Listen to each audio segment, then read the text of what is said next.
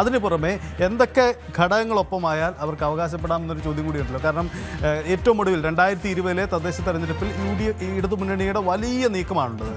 അതിൽ നിന്ന് തിരിച്ച് മറിച്ചടിക്കുന്ന ഒരു നീക്കം ഒരുപക്ഷെ UDF-ന് അത്ര എളുപ്പമല്ല. പകരം ഒരു തിരിച്ചുവരവ്, എത്ര പെർസെൻറ്റേജിലുള്ള ഒരു തിരിച്ചുവരവ് ഉണ്ടായാൽ സംസ്ഥാന രാഷ്ട്രീയം ഞങ്ങൾക്കൊപ്പമായി. പൊതുവെ തദ്ദേശ ഭരണ തെരഞ്ഞെടുപ്പുകളിൽ LDF-ന്റെ ഒരു മുന്നേറ്റം എല്ലാ കാലത്തും കാണാറുള്ളതാണ്. അത് സ്വാഭാവികമായിട്ടുള്ള ഒരു കാര്യമാണ്, പ്രത്യേകിച്ച് ഗ്രാമപഞ്ചായത്തുകളിലും ബ്ലോക്ക് പഞ്ചായത്തുകളിലും. പിന്നെ ജില്ലാ പഞ്ചായത്താണ് ഈ പറയുന്ന പോലെ ഒരു രാഷ്ട്രീയ പോരാട്ടത്തിന് വേദിയാകുന്നത്. അപ്പോൾ ഗ്രാമപഞ്ചായത്തുകളിലും ബ്ലോക്ക് പഞ്ചായത്തുകളിലും LDF ആണ് മുന്നിട്ട് നിൽക്കുന്നത് എങ്കിൽ പോലും മറുസൈഡിൽ കോർപ്പറേഷനുകളിലും അതുപോലെ തന്നെ ജില്ലാ പഞ്ചായത്തുകളിലും നേട്ടമുണ്ടാക്കാൻ കഴിഞ്ഞാൽ അത് 2026 വളരെ ആത്മവിശ്വാസത്തോടു കൂടി തന്നെ തെരഞ്ഞെടുപ്പിനെ നേരിടാൻ UDF-നെ സഹായിക്കുന്ന ഒരു ഘടകമായി മാറും എന്ന കാര്യത്തിൽ യാതൊരു സംശയവുമില്ല.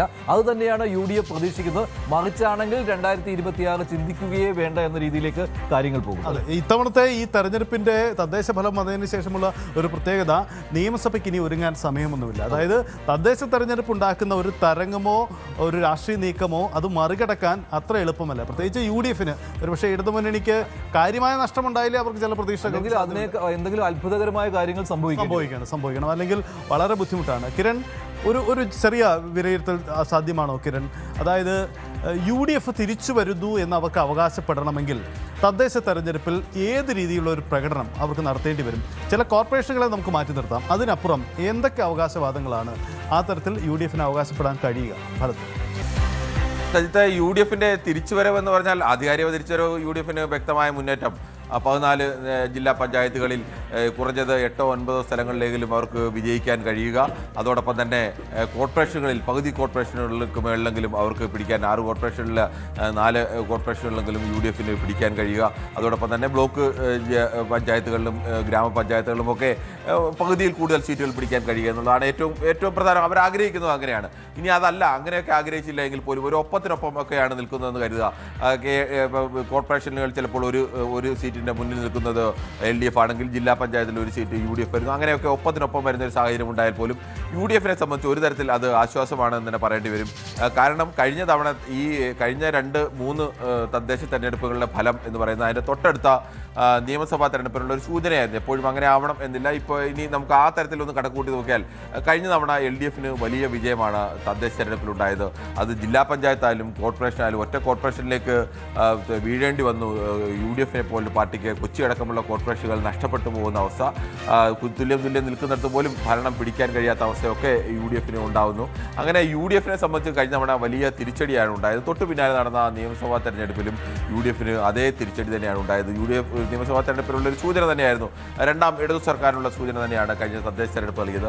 അതിന് മുന്നിലെ തദ്ദേശ തെരഞ്ഞെടുപ്പിലും ഇടതുമുന്നണിക്ക് തന്നെയായിരുന്നു വ്യക്തമായ മേൽക്കൈ ഉണ്ടായിരുന്നത്. ആ തെരഞ്ഞെടുപ്പിലും കേരളത്തിൽ വന്നത്, അതിന് തൊട്ടു പിന്നാലെ നടന്ന തദ്ദേശ തെരഞ്ഞെടുപ്പിൽ വന്നതും ഇടതുമുന്നണി തന്നെയാണ്. ഇത്തവണ കഴിഞ്ഞ 2 തവണത്തെ പോലെയല്ല, കുറെ കൂടി അടുത്താണ് ഈ തദ്ദേശ തെരഞ്ഞെടുപ്പും ഈ നിയമസഭാ തെരഞ്ഞെടുപ്പും തമ്മിലുള്ള ഗ്യാപ്പ് ഒരു 1.5-2 മാസം കൂടി കുറഞ്ഞിട്ടുണ്ട് ഏകദേശം. അപ്പോൾ കുറെ കൂടി അടുത്ത ഗ്യാപ്പുകളിലാണ് ഇത് നടക്കുന്നത് എന്ന പ്രത്യേകത കൂടിയുണ്ട്. സ്വാഭാവികമായും അപ്പോൾ ഇതിൻ്റെ ഒരു പ്രതിഫലനം തന്നെയാണ് ഉണ്ടാവുക. അവിടെ ഒരു പകുതി സീറ്റിലേക്ക് വരുന്നു എന്ന് കരുതുക. അങ്ങനെയാണെങ്കിൽ UDF-നെ സംബന്ധിച്ചും ഒരു തരത്തിൽ UDF-ന് മുന്നേറ്റമാണ് അത്. കാരണം കഴിഞ്ഞ തവണ നിന്ന സ്ഥിതി അത്രത്തോളം ദുർബലമായതുകൊണ്ട് അത് മുന്നേറ്റമാണെന്ന് പറയാം. പക്ഷേ അപ്പോഴും ഇനി അടുത്ത ഭരണമാർക്ക് എന്നുള്ള ചോദ്യം ഇടതുമുന്നണിക്കും UDF-നും ഒരേപോലെ ചാൻസ് ആവും കേരളത്തിൽ ഉണ്ടാവുക. ആർക്കെങ്കിലും ഒരാൾക്ക് ഞങ്ങളുടെ അനുകൂലമാണ് ഇത് എന്നുള്ളൊരു സൂചനയിലേക്ക് വരാൻ കഴിയില്ല.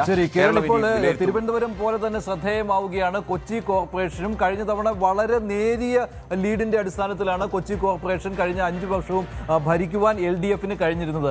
LDF-ന്റെ മാത്രമല്ല UDF-ന്റെയും ശക്തി കേന്ദ്രം തന്നെയാണ് കൊച്ചി കോർപ്പറേഷൻ. ഭരണം മാറി വരുന്നതാണ്. കൂടുതലും UDF-ന് അല്ലെ കൊച്ചി കോർപ്പറേഷനിലേക്ക് പലപ്പോഴും സാധ്യത പറയാറുള്ളതുമാണ്. ഇപ്പോൾ ഡാനി പോൾ ചേരുകയാണ് കൊച്ചിയിൽ നിന്ന്, ഞങ്ങളുടെ പ്രതിനിധി. ഡാനി, കൊച്ചി കോർപ്പറേഷനിൽ ഇത്തവണ ഇഞ്ചോടിഞ്ച് പോരാട്ടം എന്ന കാര്യത്തിൽ യാതൊരു സംശയവുമില്ല. പല പ്രമുഖ നേതാക്കളും മത്സരിക്കുന്നുണ്ട് 2 മുന്നണികളിലുമായിട്ട്. എപ്പോൾ ആദ്യ സൂചന എന്ന് പറയുമ്പോൾ പെട്ടെന്ന് തന്നെ ഫലം അറിഞ്ഞു തുടങ്ങുമല്ലോ. 74 ഡിവിഷനുകൾ മാത്രമുള്ള കൊച്ചി കോർപ്പറേഷനുകളിൽ എത്ര മണിയോടുകൂടി ഭരണം ആർക്ക് എന്നുള്ള കാര്യം നമുക്ക് ഉറപ്പിക്കാൻ കഴിയും?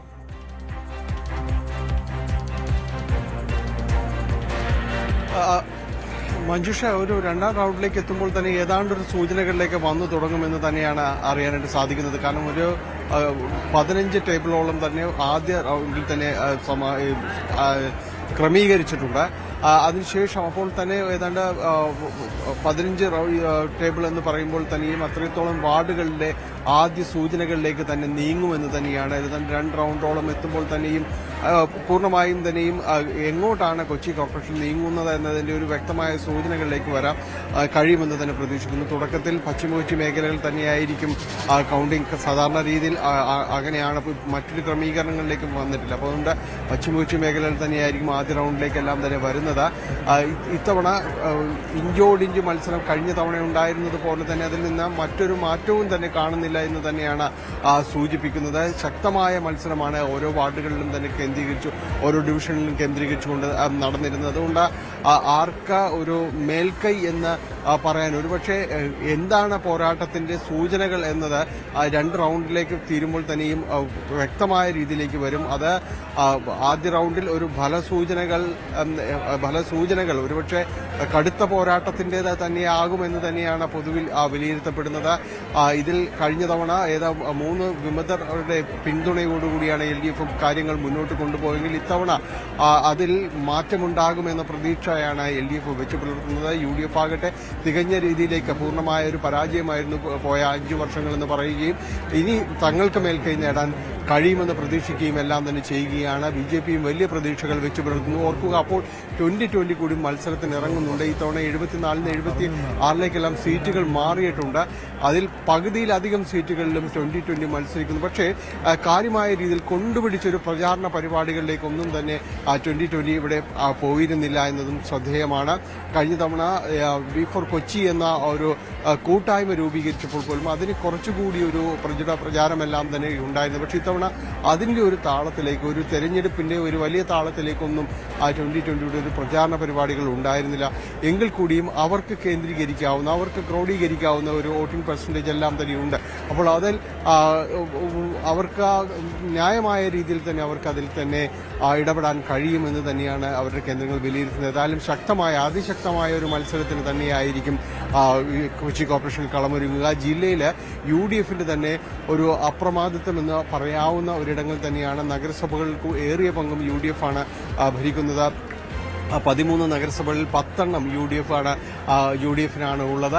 അതുകൊണ്ട് തന്നെ ഇതിൽ ഒരു UDFനോട് ചേർന്ന് നിൽക്കുന്ന ഒരു ജില്ല എന്നെല്ലാമാണ് പൊതുവിൽ വിലയിരുത്തപ്പെടുന്നത്. പക്ഷേ ഇക്കുറി ഒരു അനുകൂലമായൊരു ട്രെൻഡ് ഇടതുമുന്നണിക്ക് ഉണ്ട് എന്നൊരു പൊതുവിശ്വാസത്തിലാണ് ഇടത് കേന്ദ്രങ്ങളുള്ളത്. അതിന് ആദ്യ സൂചനകൾ. ഡാനി, കൊച്ചി പൊതുവിൽ സംസ്ഥാനത്ത് ഒരു ഇടത് തരംഗം വീശിയപ്പോഴും കൊച്ചി UDFനെ പിടിച്ചു നിർത്തിയ ഇടമാണ്. കോർപ്പറേഷനൊക്കെ നെക്കാനെക്കിൽ നഷ്ടപ്പെട്ടെങ്കിൽ കൂടിയും ജില്ലാ പഞ്ചായത്ത് ഒപ്പമുണ്ട്, ഒപ്പം തന്നെ നഗരസഭയിലെ ആധിപത്യമുണ്ട്. അതിൽ ഈ UDF കോട്ടയിലേക്ക്, അതായത് കൊച്ചി കോർപ്പറേഷൻ അപ്പുറമുള്ള ഇടങ്ങളിലേക്ക് ഇടതുമുന്നണി എത്ര കണ്ടാണ് അവരുടെ പ്രതീക്ഷ? അതിന് എത്ര കണ്ട് ഒരു പ്രായോഗികതയിൽ ഒപ്പം നിൽക്കാൻ പറ്റുന്ന അവരുടെ പ്രതീക്ഷകളാണുള്ളത്? കൂത്താട്ടുകുളം അടക്കമുള്ള നഗരസഭകളിൽ ഏറ്റവും ഒടുവിൽ ഇടതുമുന്നണിക്ക് ഭരണം നഷ്ടപ്പെട്ടതാണ്. പിന്നെ എങ്ങനെ ഇടതുമുന്നണിക്ക് അങ്ങനെ ഒരു കണക്കെടുക്കാനാകും എന്നൊരു സംശയം ഉണ്ടാവില്ലേ?